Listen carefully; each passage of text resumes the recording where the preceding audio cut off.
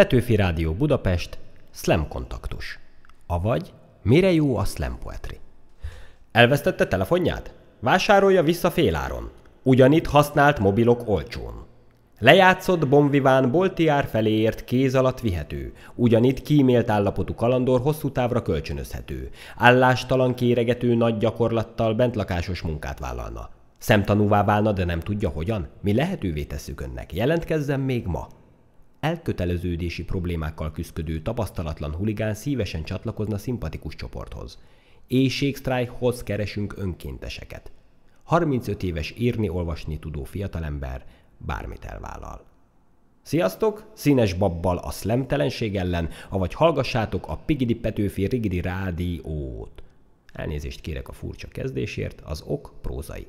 Mai kis előadásom címe bosszantó. Mire jó a slam? Nos, mire jó a slam? Mit érdekel ez engem?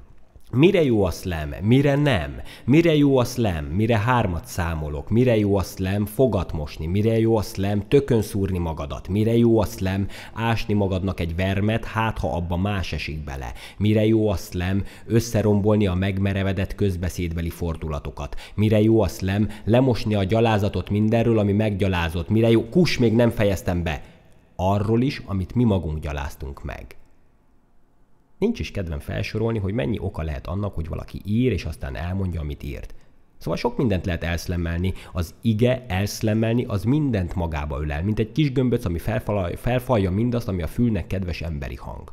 De a szlemmelés nem követel magának semmit. Nem állítja, hogy előbb itt volt, ugyanis ugyanolyan régi dolog, mint minden más. Ugyanolyan régóta van jelen, mint a beszéden túli beszéd, mint az ember. De a főnév, slam, az egy helyszín, ahol a beszélni vágyók és a hallgatni vágyók összegyűlnek, hogy egy kicsit a vágyaiknak éljenek. Fontos, hogy a slam a tömegeké. Azt állítani mondjuk egy rímpárról, hogy mi találtuk ki, az minden bizonnyal nagyképűség. Az a két szó már azelőtt is rímelt, hogy én megtaláltam.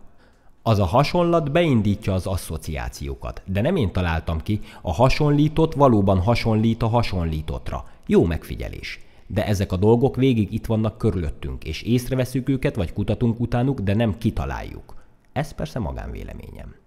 Szóval a slam nem egy találmány, a slam a mozgalom maga. Street art, szóbeli graffiti. A slam egy beszédértés és beszédkészségfejlesztő mozgalom, egy nyelvápoló mozgalom, egy pszichoterápia mozgalom, mert vágyunk az élő szóra, a valódi beszédre. És lassan a slam annyira népszerű, hogy menőbb lesz fikázni, mint rajongani érte. Mert most az underground a trendy. Olyannyira, hogy a műsorimból, vagy a műsoridőmből már sikerült is eladnom, ezeket a hirdetéseket hallhattátok kezdéskor. Remélem felkeltette az érdeklődéseteket, mert százalékot kapok az eladásból. Mire jó a slam?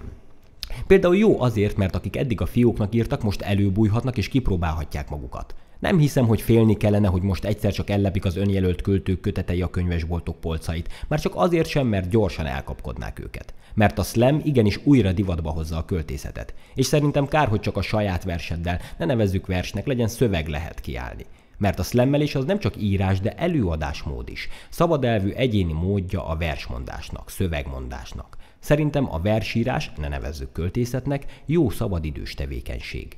A költészet van olyan jó hobbi, mint akármelyik költő bármelyik hobbija. Mire jó a slam?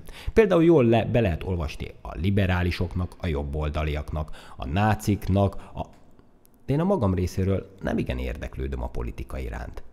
Mondjuk annyit azért én is belátok, hogy csak azonos pártállásúak lehetnek barátok. Ha kell, inkább cseréld le a családod. Ha valaki fekszik a földön, kikérdezem, mielőtt felsegítem, hogy a pártállásom neki kedvese. És ha nem, akkor mesés-vesés tenyéréllel kivesézem. Aztán az kösse rá az első veséd, akinek van feleslegese, vagy a feleségének esetleg.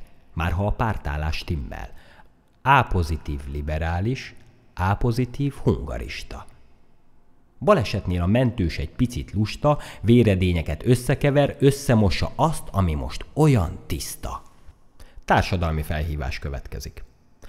Ne lépj a csigára, ne tolakodj, de védd meg a helyedet a sorban. Ne igyál színeset, ne egyél szemetet, mosd meg a fogaidat este. Gyúrjál, gyalogolj, dolgozz, de ne robotolj, minden trükköt lesz le. Több csokoládét, friss limonádét, ne legyél úgy kifacsarva. Csalj a csocsóban, de amúgy legyél őszinte, szinte mindenben. Legalább most, hogy az az őszi tekintet inted be. Emberek halnak egyre másra, és az nem te vagy. Nem érzed azt, hogy ki vagy tüntetve? Illendően köszöntsd a rőzsehordó nénikét, viselkedj belevalóan az akadályoknál. Aztán szállj szembe a hétfejű sárkánnyal, eddigre elvileg melletted áll az igazság. Éljetek boldogan, míg csak meg nem halsz. Ez egy társadalmi felhívás volt. Ez az egész pedig a Petőfi Rádió Slam Poetry műsora. Színész Bobot hallottátok.